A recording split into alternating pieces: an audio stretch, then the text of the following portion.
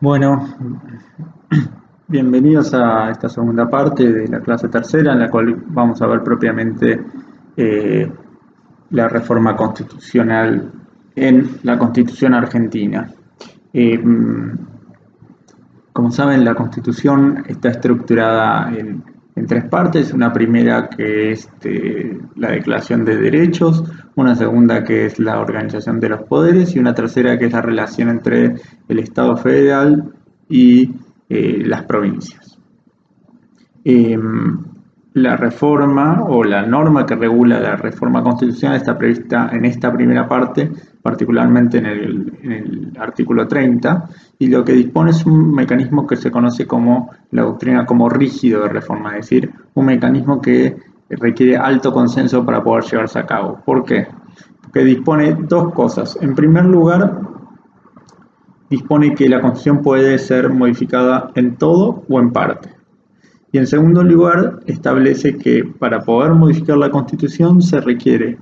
una declaración del Congreso que cuente con al menos 2/3 de sus miembros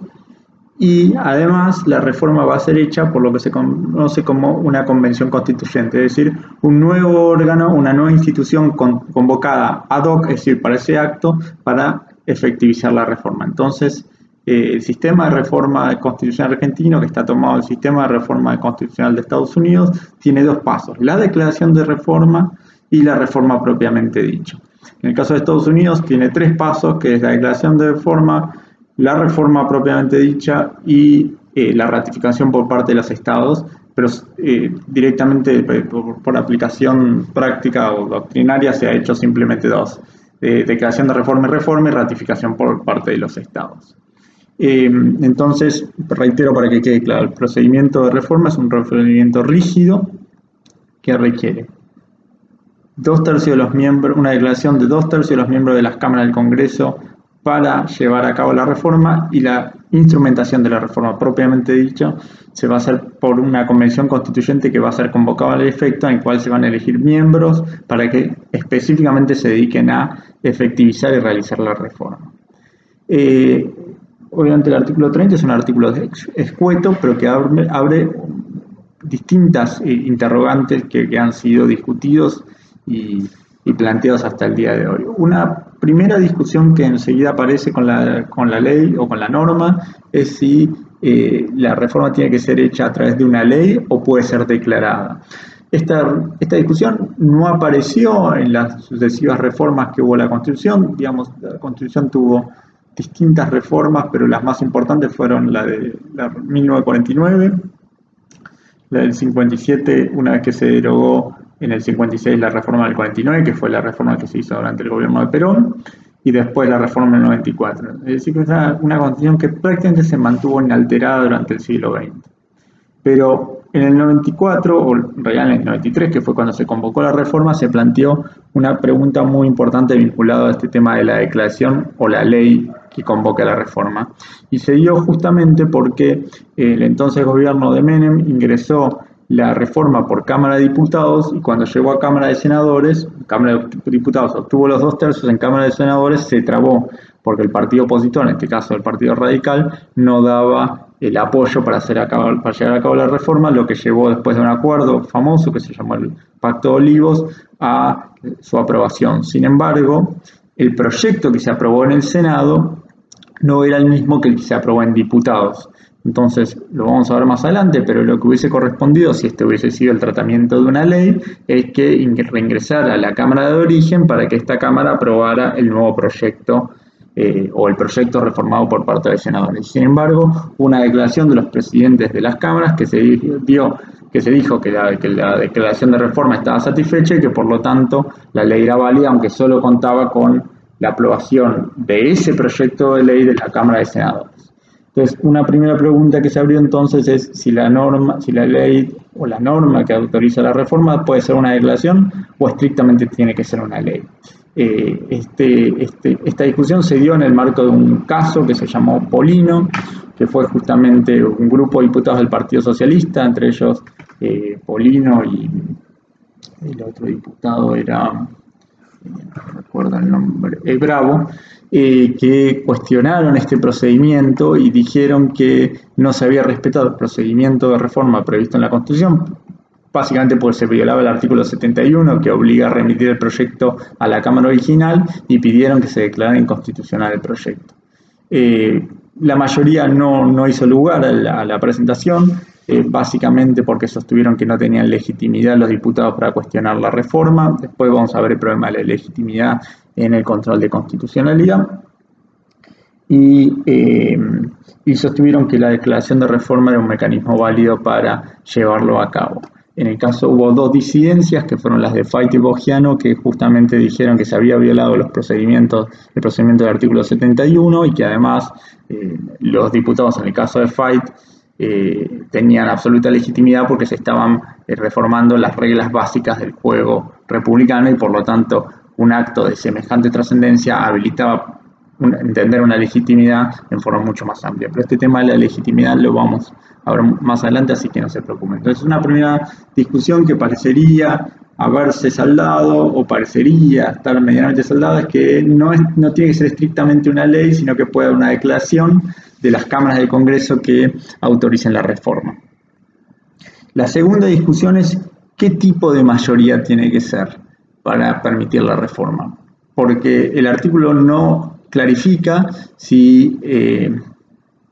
las mayorías tienen que ser contadas como presentes o totales. Presentes son aquellas las que están presentes ese día, las que van al día convocado para llevar a cabo la aprobación, y totales es independientemente de eso, es decir, convocar sobre el total. Esta discusión se mantuvo a lo largo de todo el siglo XX porque hubo reformas que se hicieron con presentes y reformas que se hicieron con totales. Particularmente esto fue muy problemático con la reforma que llevó a cabo Perón en el 49 porque justamente no alcanzaban las mayorías totales y decidió avanzar con las mayorías presentes, lo que terminó derivando en el apoyo del partido opositor, nuevamente el Partido Radical, pero en principio se ejecutó la reforma con mayorías presentes que gran parte de la doctrina sostenían que era inválida. La discusión que se abre es la siguiente: dado que no lo especifica la Constitución, ¿cómo debía juzgárselo? Aquellos que sostienen que tienen que ser sobre mayorías presentes argumentan que, en primer lugar, cuando la Constitución requiere mayorías totales, lo especifica, lo pone expresamente, y en segundo lugar, que el antecedente de nuestra Constitución, que es la de Estados Unidos, solo requiere presente. La respuesta que se le suele dar es que cuando también la Constitución requiere mayorías presentes, también lo especifica, y que el antecedente de la Constitución de Estados Unidos no puede ser tomado como tal porque la Constitución de Estados Unidos contiene un requisito adicional que nosotros no tenemos, que es bastante complejo, que es el de la ratificación por parte de los estados, por un número bastante importante de estados. Las reformas son difíciles de pasar en Estados Unidos porque al requerir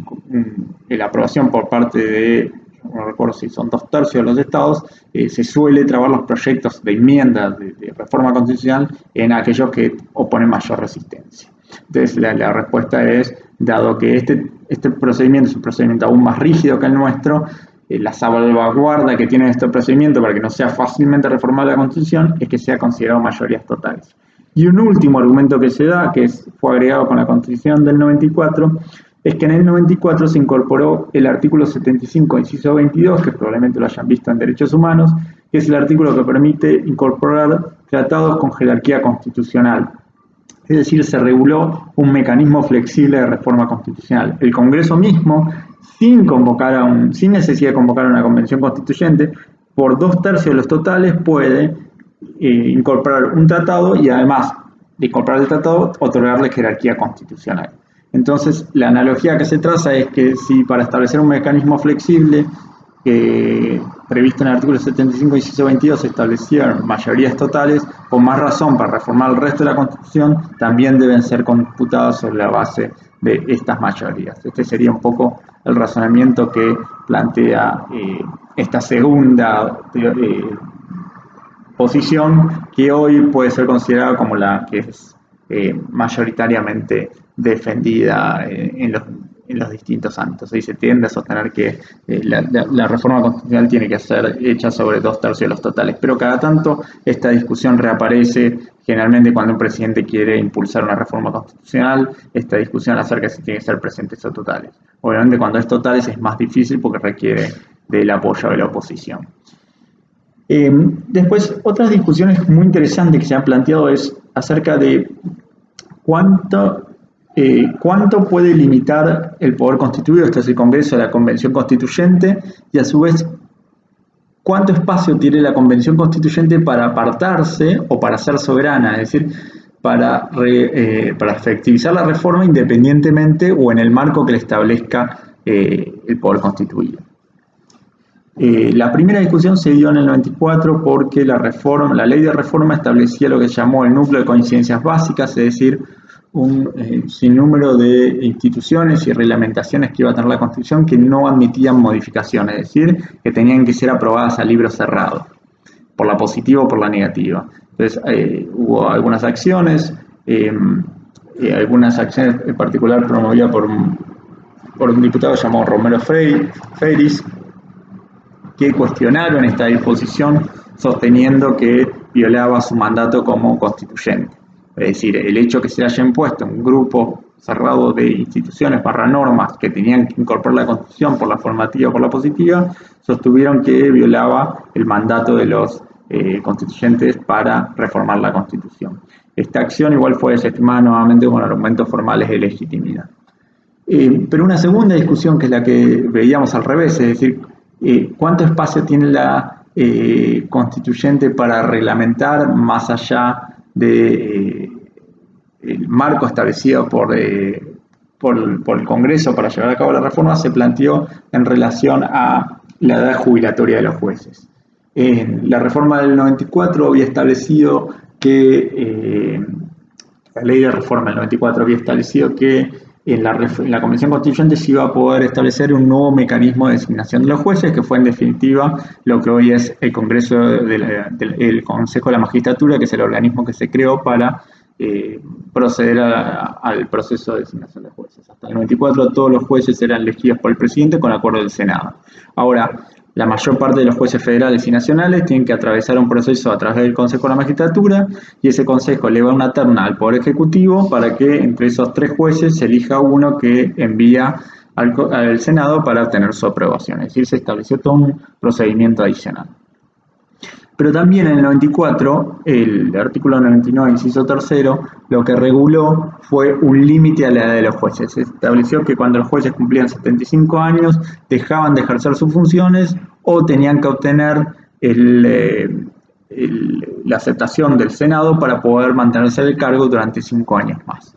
Bueno, esa norma fue cuestionada por un juez de la Corte, en este caso el juez Fait, quien sostuvo que esa norma era inconstitucional por violar el marco de la ley de reforma de la Constitución, es decir, solo una norma que era nula a la luz de la ley de reforma. Entonces, una pregunta es si una norma llevada a cabo por la Convención Constituyente puede ser inválida a la luz del procedimiento.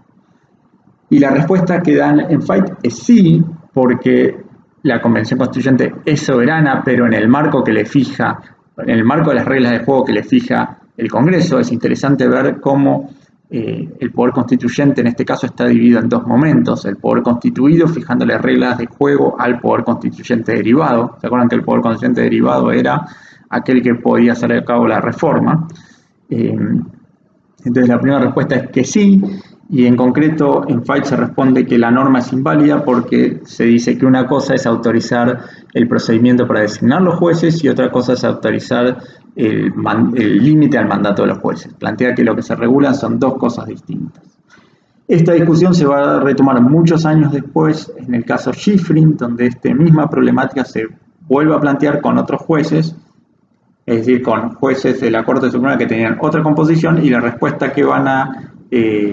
obtener va a ser distinta. Hay algo para aclarar que es importante: tanto en Fait como en Schifrin, los jueces, o la mayor parte de esos, reconocen que la Convención Constituyente está limitada por las reglas que fija el poder constituido, es decir, el Congreso, las reglas que fija la ley de reforma de la Constitución. La diferencia va a estar en cómo esta nueva composición de la Corte interpretó este cambio constitucional. Básicamente, esta nueva composición de la Corte interpretó que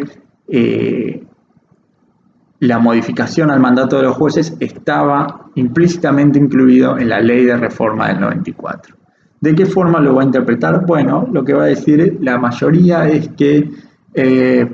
que hay que tener en primer lugar la interpretación más amplia posible o más favorable posible o más deferente a las decisiones que toma una convención constituyente porque es la expresión más máxima de la soberanía popular. Es decir, si hay una idea de que hay un momento en que el pueblo es soberano, no hay una expresión máxima que no sea la convención constituyente en función. No podría pensar si algún mecanismo plebiscitario no sería una expresión más genuina, pero a la luz de las normas constitucionales es cierto que la convención constituyente es por ahí el momento donde más claro se pone esta idea de soberanía popular, porque es digamos, un conjunto de personas convocadas exclusivamente para llevar a cabo una reforma que cuya agenda, cuyo marco ya está delimitada antes.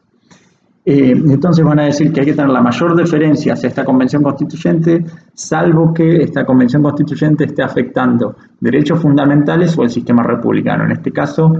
la mayoría plantea que esta interpretación favorable a la decisión que se tome tiene que aplicarse una presunción adversa, es decir, interpretarse que no está autorizada para hacerla. Incluso algunos de los ministros llegan a afirmar que no podría hacerlo, es lo que se conoce como cláusulas pétreas, es decir, cláusulas que son modificables. Quieren plantear algo así como hay determinados derechos fundamentales y determinados sistemas de gobierno que si se modificaran, aun cuando fuera autorizado para hacerlo y aun cuando lo hiciera la Convención Constituyente en ejercicio de facultades propias, serían inválidas, por así decirlo, o nulas. Porque hay cierto compromiso moral, si se quiere, o político, con principios y reglas que no pueden ser abandonados. Bueno, este es un planteo bastante polémico que a día de hoy se discute, esto es, si hay cláusulas pétreas en nuestra Constitución, especialmente porque el artículo 30 dice que la Constitución puede ser modificada en toda o en parte, entonces choca un poco con esta idea. Pero en definitiva, en FAID la mayoría de lo que va a decir es, en Schifrin, la mayoría de lo que va a decir es la Convención Constituyente está limitada por las reglas que plantea el poder constituido, la ley de reforma de la Constitución, solo que la interpretación que hay que tener en relación a la decisión que tome la Convención Constituyente tiene que ser de una mayor deferencia respecto a la interpretación que se tomaría en relación a otro órgano, por ejemplo, el Congreso. La disidencia en este caso la va a plantear el presidente de la Corte, la va a plantear básicamente retomando la línea argumental que desarrolla FAIT, es decir, sosteniendo que una cosa es